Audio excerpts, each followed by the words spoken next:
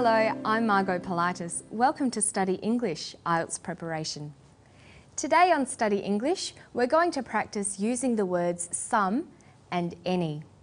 We'll also build up our vocabulary with some words about space and astronomy.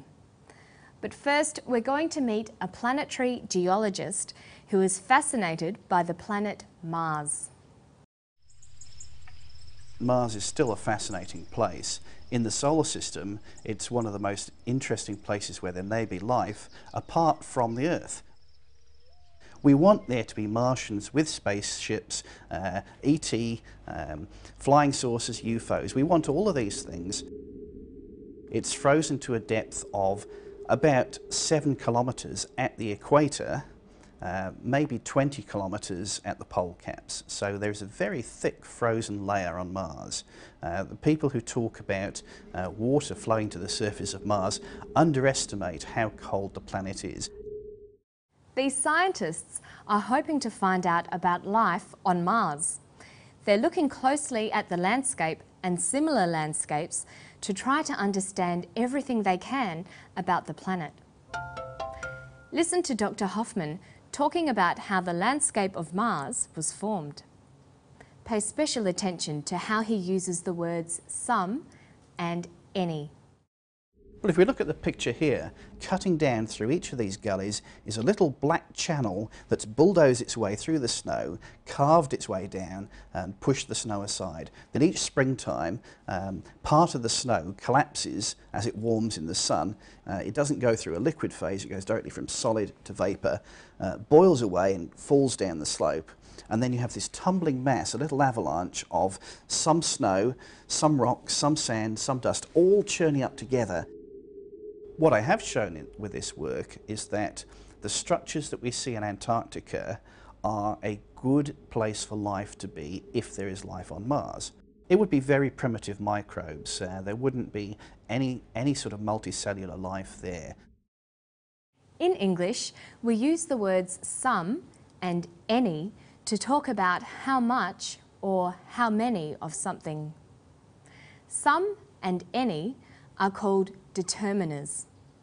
They tell us something about the quantity or amount we're discussing. Listen to how Dr. Hoffman uses the word some. It doesn't go through a liquid phase, it goes directly from solid to vapour, boils away and falls down the slope. And then you have this tumbling mass, a little avalanche of some snow, some rock, some sand, some dust, all churning up together. He says some sand, some dust. The word some suggests an indefinite number or amount. It's not specific. We use it when it isn't important exactly how much or how many we mean. So you might say, I'd like some milk, or would you like some tea? Some is usually used in affirmative clauses like this. There are some letters for you at the post office. And we also use some in questions that expect a yes answer. For example, would you like some help? Yes, please.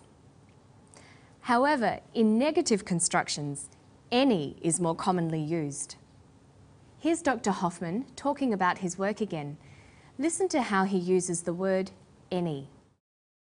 What I have shown with this work is that the structures that we see in Antarctica are a good place for life to be if there is life on Mars. It would be very primitive microbes. There wouldn't be any sort of multicellular life there. He says there wouldn't be any sort of multicellular life there. Any is common in negative sentences like this. For example, I don't have any money. So while some is most common in affirmative statements, any is most common in questions and in negative statements. After words with a negative meaning, we use any. Like this, you never have any money. There's hardly any food left in the fridge. When we use some to talk about a restricted or limited amount of something, we put the stress on the word some.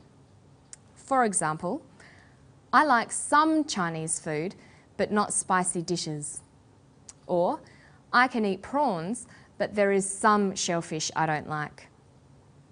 When the word any is stressed, this tells us that we're talking about an unrestricted quantity or unlimited choice.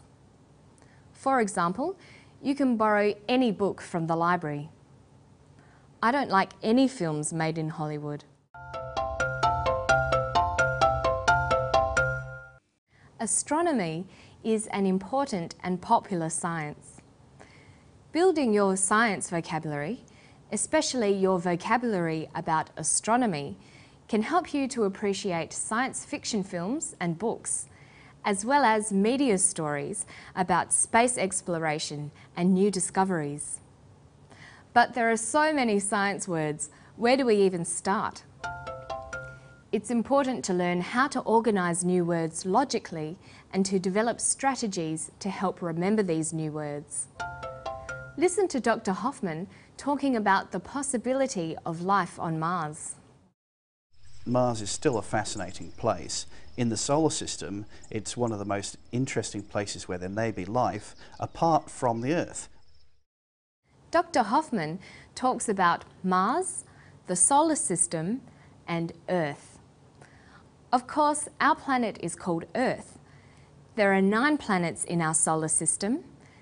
They are Mercury, Venus, Earth, Mars, Jupiter, Saturn, Uranus, Neptune, Pluto. It's important to learn all those names in English. Here's another clip. See if you can hear a word that is developed from one of the planet names. We want there to be Martians with spaceships, ET, flying saucers, UFOs. We want all of these things. He talks about Martians. We form the word Martians from the noun Mars. Martians are creatures from the planet Mars. We can extend our vocabulary about astronomy by looking outside our solar system to our galaxy, the Milky Way. We can also include words like comets, asteroids, stars, moons, black holes. Let's watch that clip again. Listen for some other words related to space and space travel. We want there to be Martians with spaceships, ET, flying saucers, UFOs. We want all of these things. We heard Martians, spaceships, ET, flying saucers, and UFOs. ET stands for extraterrestrial, another name for creatures from space. UFOs stands for unidentified flying objects, things from outer space that fly through the sky.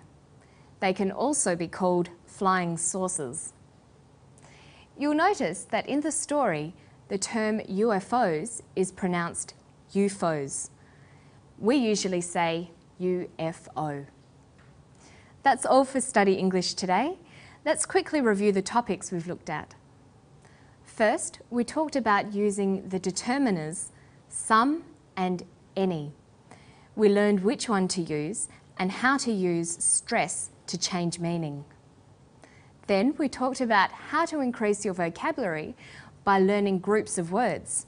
Today we looked at space words. Don't forget to visit our website. You'll find more tips and exercises to help you improve your English skills.